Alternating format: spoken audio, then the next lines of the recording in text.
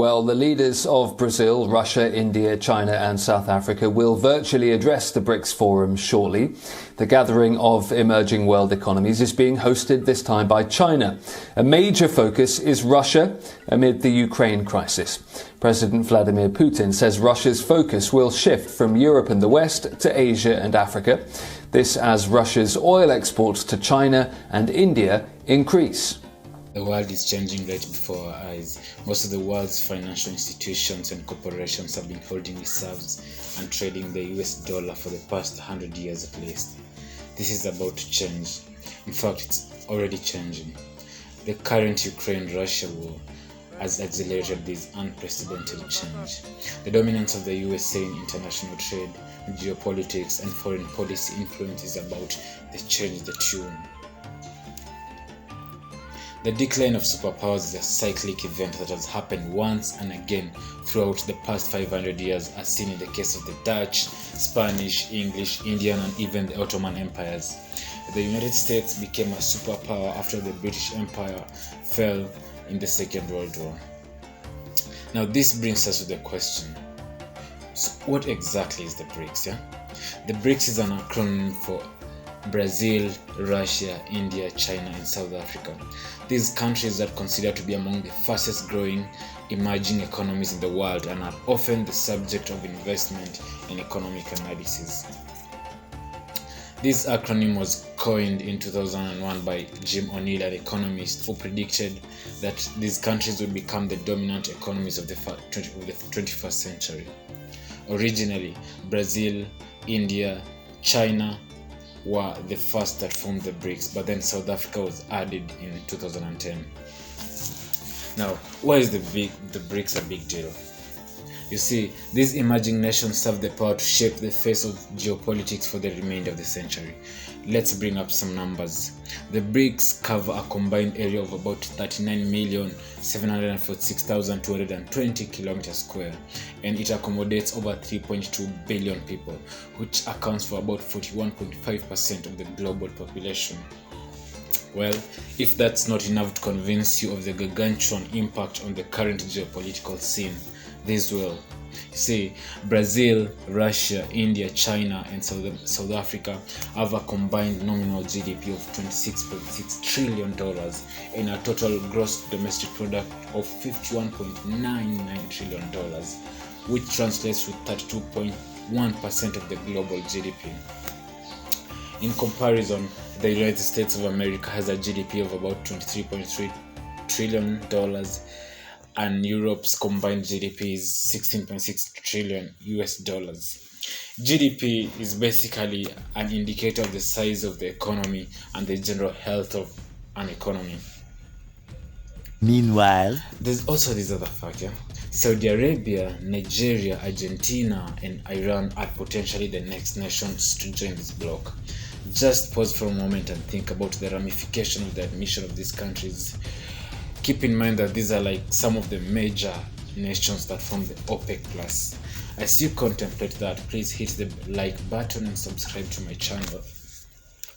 Well, originally the BRICS was formed for the purpose of pulling together resources and highlighting investment opportunities among member nations. These nations have a much bigger agenda than trade and investments. The West, under the stewardship of the United States of America, have been dominating the rest of the so-called global South since most of us have been alive. Well, by global South I mean these non-Western nations, which include countries in Latin America, Asia, Africa, and Oceania. It is obvious that these countries have been exploited for long by the West, and they have decided enough is enough. It is worth noting that these countries have vast deposits of minerals and hard commodities. Besides, they form a part of the biggest demography in the world.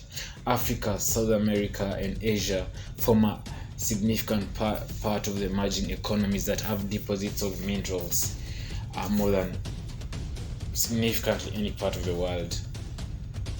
So what exactly are the repercussions of the current world order? Why is this a big deal? Why should the United States and the rest be worried? There are three critical implications of the BRICS agenda. First, the BRICS nations aim at eliminating the USD as the world's reserve currency. This is gargantuan because nothing of the sort has happened since the pound lost its place to the United States dollar close to 100 years ago. With the reserve currency comes the power to control the world's trade. A reserve currency is simply a large number of currencies maintained by central banks for transactions, investments, and even meeting international debt obligations. The USD is used internationally to meet debt obligations and pay for commodities such as oil, gold, and hard metals or minerals. Imagine if the BRICS nations decided to trade in each other's currencies, or maybe peg their currencies on gold. In fact, that is the reality at the moment. Well, this is bad for the United States and the Western nations because now they won't have the economic capacity to enslave the so-called less developed nations in the world. The dollar has functioned as the world's dominant reserve since the Second World War, but today most of the central banks hold about 60% of their foreign exchange reserves in dollars. Well, but soon this is all about to change. Another second factor is that countries are likely to follow the BRICS to avoid sanctions that have utterly collapsed whole economies. Cuba, Iran, Syria, Iraq, Zimbabwe, Venezuela, Somalia, and even recently Russia have been victims of USA's sanctions. The USA has used sanctions to cripple these economies. Right now, Russia is the only one standing. Avoiding sanctions is a crucial reason for the formation of the BRICS nations. Thirdly, the bloc's agenda was to create a new global financial institution to replace the IMF and the World Bank, both of which are obviously under the control of Europe, the United States, and Japan. As a matter of fact, the BRICS Development Bank, or the New Development Bank, was officially launched in 2014, and they have already created a $100 billion forex pool and emergency fund for the member nations. I have just scratched the surface on this topic. There's so much more to cover given the current geopolitical tensions between China, Russia, and the United States. I'll keep you posted because it's just the start of an imminent changing world order. Watch out for more episodes as I will explore more on what the BRICS means to the rest of the global south, and most importantly, Africa is a major emerging market. Please hit the subscribe button again. Now let's go to the final part.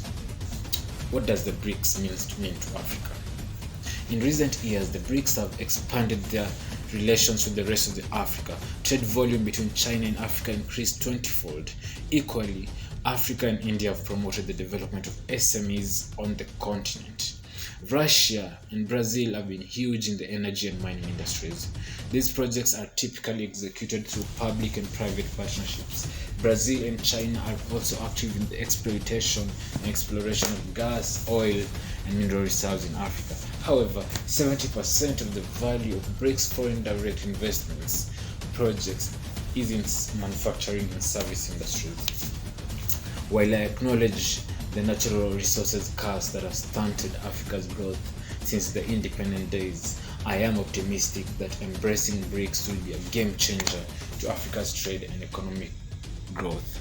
Until another time, guys, bye bye.